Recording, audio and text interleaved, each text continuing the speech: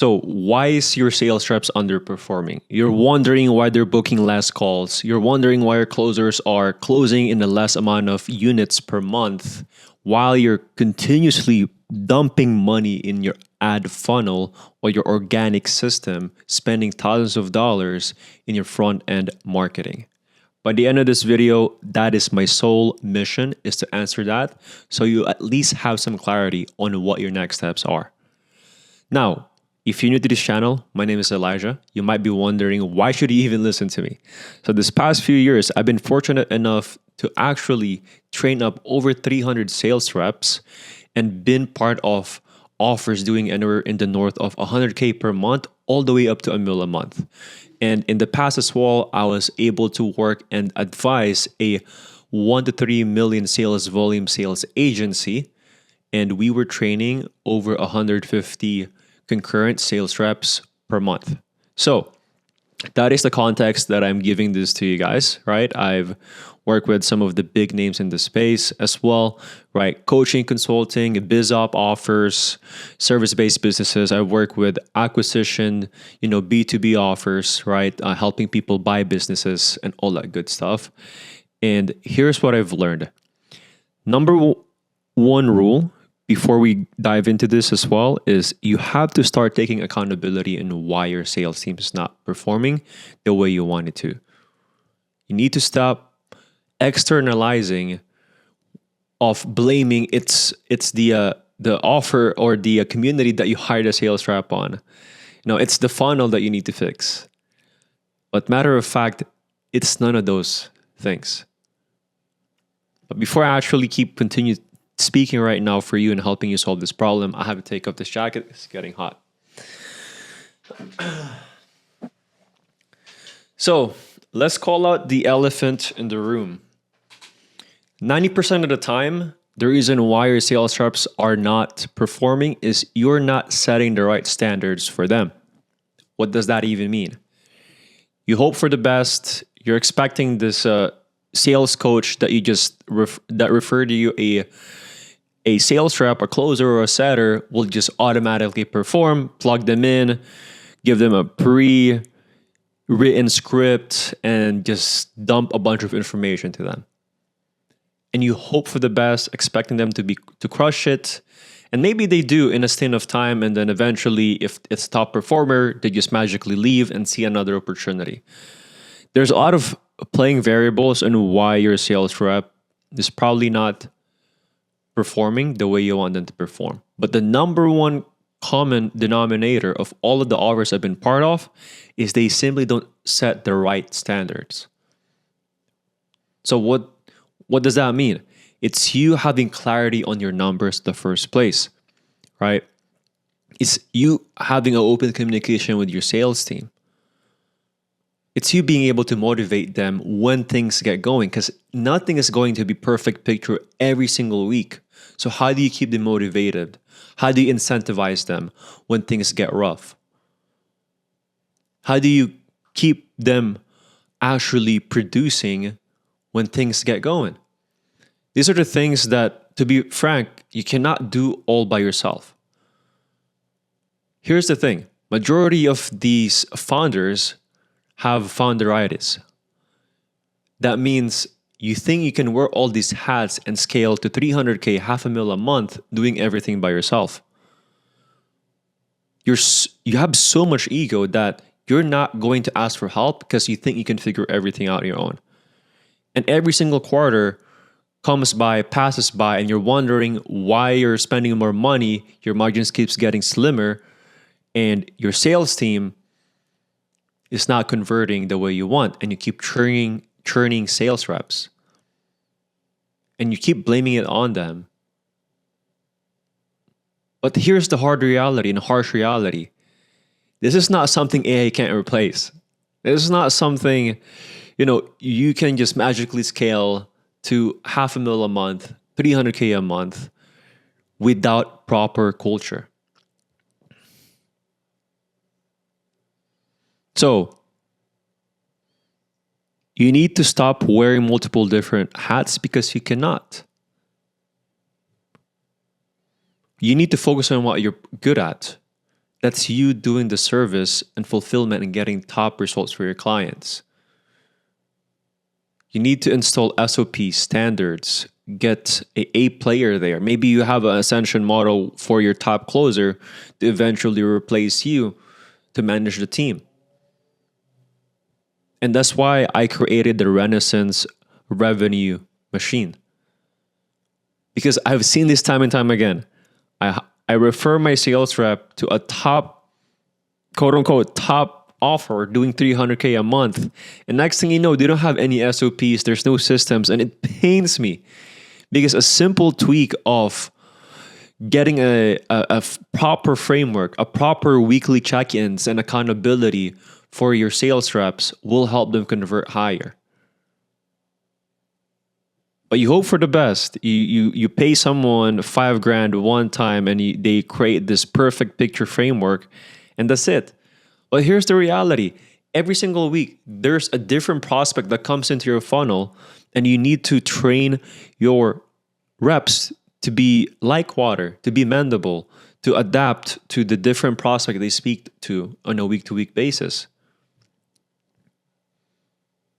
But you simply cannot do that because you're stretched too thin. There's 10 different things that's taking and stealing your attention to scale this business. And to be frank, you're thinking like a self-employed consultant, not an actual founder or a CEO. You see, one of my mission in the info space or the coaching consulting industry is to introduce the idea of exiting your consulting business, to build an actual asset where there could be a possible exit and valuation at the end. So why is this even important? Because that just gives you so much more authority and gives you so much more confidence with your clients and your potential clients that you're not just doing this off the whim, that there's no structure, there's no standard. And this is also good for us coaches and consultants, because that means that the financing companies that's restricted in the coaching consulting industries, they'll actually be able to give us better interest rates. Why? It's because there's standards. Now it's predictable that, hey, there's an actual curriculum in this. There's an ascension model into this. There's a predictable, retention that's going on into the info space. Whereas it's right now, it's just a one-off thing. And that's the reason why a lot of investors and a lot of, angel investors are still not as attracted to info businesses. And I know it might sound crazy and just getting a little bit tangent here, but that's where I see it coming. That's where I see it going on how this info space will be sustainable, right? But imagine this. If your sales rep is not giving the best first impression for you on your company's behalf, you as an individual, that your name is attached to that company, then word of mouth spreads like fire, saying that their experience with your sales rep that called them up, that spoke with them on the phone, was terrible. They felt like they were being pressured to hop on a call, to financially qualify them, just simply for the fact that you don't even review them. You don't even know what the conversation is going on like. You just delegate that and that's it. Right? You have to understand these things. You cannot do this all by yourself. For you to run a successful business that's sustainable, that's long term, and that you have to make sure that you have proper systems, you have clarity, and it all starts with setting the right standards for your entire team. Think about this. We've been brainwashed by the entire industry. Hey, put more money on ads, top of funnel ads, put more money on organic marketing. And eventually, you'll figure out the fulfillment, all that stuff. That's what's the industry been being brainwashed on. Top of funnel marketing, get more leads. That's what's going to solve your problem. And every single quarter, you're wondering, okay, I'm getting more leads, but the conversion stays the same, and I'm at the same monthly cash collected. I'm doing everything I can, but I feel like I'm in a rat race. I just practically replaced my 9-to-5 job to another 9-to-5 job, and you're getting burnt out. I'll give you a simple analogy. Steve Jobs didn't advertise Apple hard. He didn't just market it and give it to the marketplace and say, "Hey, look, here's Apple. It's so amazing." Right? He marketed a great product. And that's what a lot of these entrepreneurs and these consultants and all of the service providers and founders, I don't even know if I should call them founders, is missing. Your product, and to be honest, majority of product out there is shit. You're marketing a shitty product. That's what's going on right now. So it's entire loop, right? One thing, it's like a chain of events. You need to have every single chain to be dialed in and to have a high standard. So that means your fulfillment is to be pristine. Your first impression for your prospects needs to be good, meaning your setters, your SDRs need to have this standard that you have vulnerability with them on being able to train them up that, okay, how am I presenting my offer to these prospects? Because every single year, the trust of consumers are going down and down and down.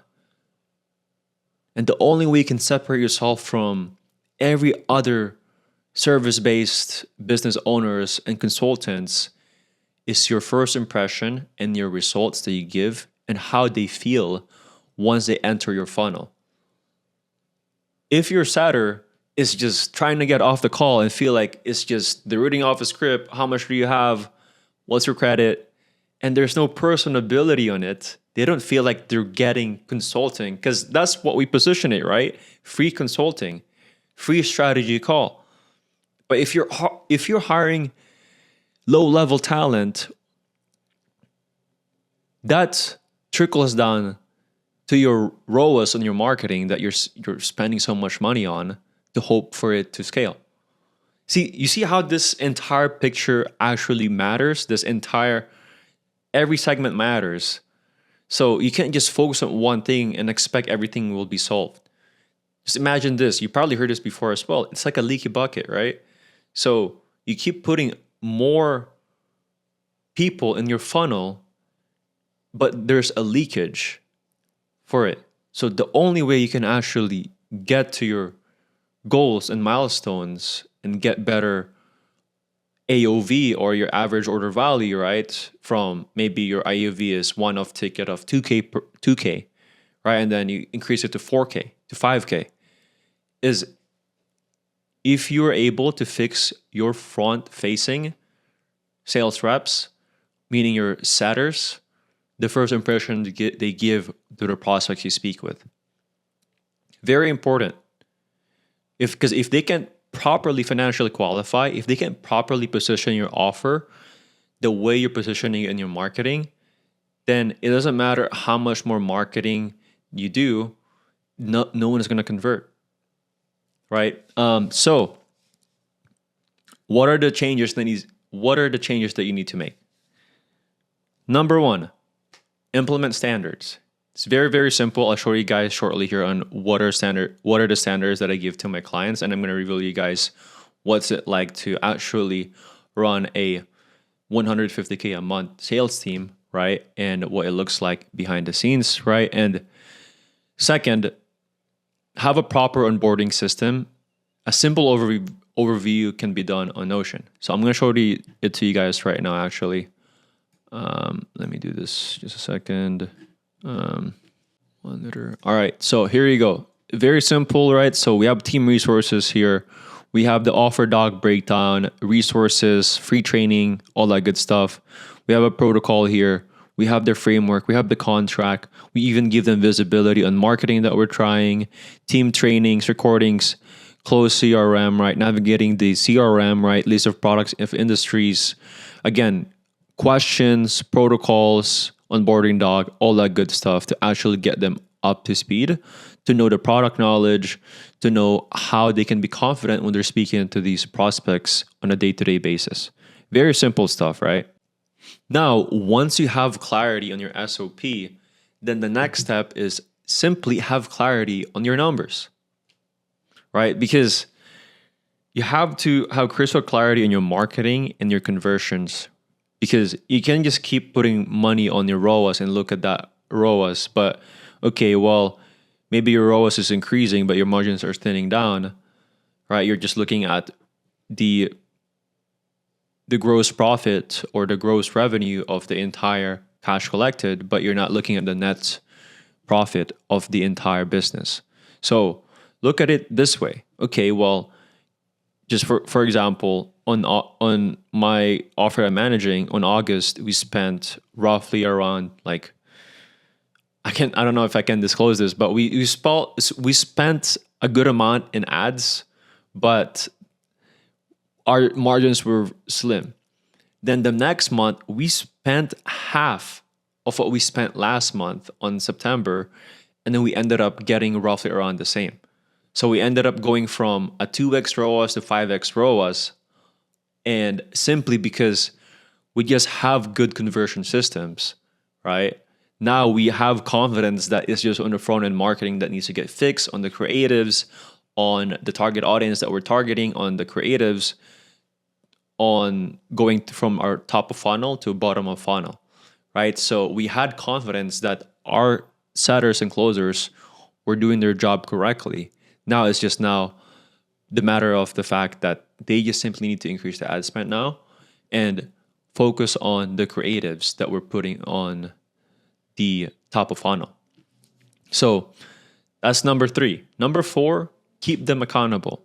Your sales reps, think about them as a sports team, right? There's game days and there's training days.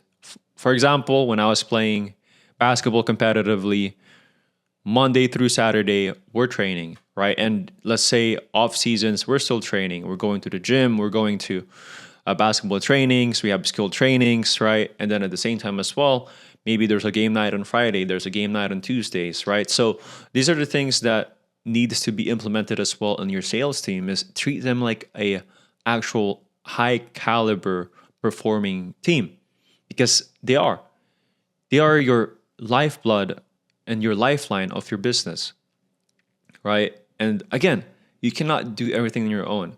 So you have to eventually start building your C-suite level executives on actually managing these individuals, right? And this also creates valuation for your company, because that shows that your company is now not dependent on you to make money. And that's more attracted to potential buyers if that's something that you want to do down the line, right? This is one of the things that I learned when I had a stint of working with a buy-side acquisition firm where they help people buy businesses essentially. So those are some of the things that you need to do, is keep them accountable, right? Get a good sales manager in there so they can look at numbers, can delegate. You can delegate it. So you can get an extra 4 to 6 hours of your time on a day-to-day basis on just managing these sales reps that you have, going on trainings, maybe if they have to churn, doing the interviews on your behalf, doing the hiring process, the onboarding process. This saves a lot of time on your end, so you can actually focus on building and working on the business, not in the business, right? So make sure you do those things. To summarize this, again, number 1, implement a proper standard for each team members. It's not even just the sales team, but your CSM team, right? Your marketing team, right? Have a proper onboarding system, set expectations, your KPIs, right? And have an overview. And it can be simply be done in something like Notion, right? And crank your numbers and have clarity on your marketing conversion numbers, so you know if how many sales reps you need to hire, what's the expected lead flow that's going to come. So you can now have an OTE and not like a fake 5 to 10K OTE hit KPIs type of job posting, or it's legitimate, right? And on top of that, right, make sure you hold them accountable on a day-to-day basis. Now, if you made it to this end of this video, that shows that you are actually interested to fix your your business, you're interested and eager to actually scale your entire business. So I'm going to give you an offer to give you a free full audit for your service-based business, right? So again, if you want me to give you a free audit, if you're a founder, right, just book a call below, right? There's a few questionnaires there. Or again, I have a bunch more resources in my channel talking about sales, talking about sales process, the hiring, the culture, and all that good stuff. So feel free to check other videos as well. And as always, be a creator, not a consumer. Create something today that will inspire you and others. See you on the other one.